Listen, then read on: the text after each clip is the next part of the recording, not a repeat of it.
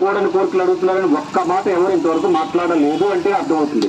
మీరు ఖచ్చితంగా న్యాయమైన కోరుకోవాలి. సో మేము మీకు ఖచ్చితంగా ముందు చెప్పినట్టుగా మీరు వేరు మేము వేరు కాదు అంటే ఆ సీటులో ఒక మండల అధికారిగా మేము అందరం కూర్చున్నాం కాబట్టి ముందుగా మేము రాకూడదు కాబట్టి మీరు వచ్చారు. సో మీతో పాటు ఆటోమేటిక్గా మేము వచ్చారు. రైట్. సో మేము న్యాయమైనటువంటి కోరికలు తీరేంత వరకు ఖచ్చితంగా మీకు అన్ని రకాలుగా మరి మేము మద్దతు ఇస్తామని ఆర్థికంగా కూడా మేము మద్దతు ఇస్తామని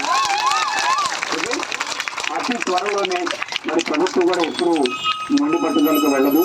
మీ న్యాయమైన కోరికలు కాబట్టి తప్పకుండా అతి త్వరలోనే మరి ఒక కమిటీని ఏర్పాటు చేసి మిమ్మల్ని చర్చలు పిలుస్తుందని సమాచారం కూడా తెలిసింది. వాటిలో మీ కోరికలన్నీ నెరవేరాలని త్వరలోనే ఒక వారం లేదా 7-8 రోజుల్లోనే మీరు మనం అందరం కలిసి వెళ్ళి చక్కగా పనిచేయాలని మనస్ఫూర్తిగా కోరుకుంటూ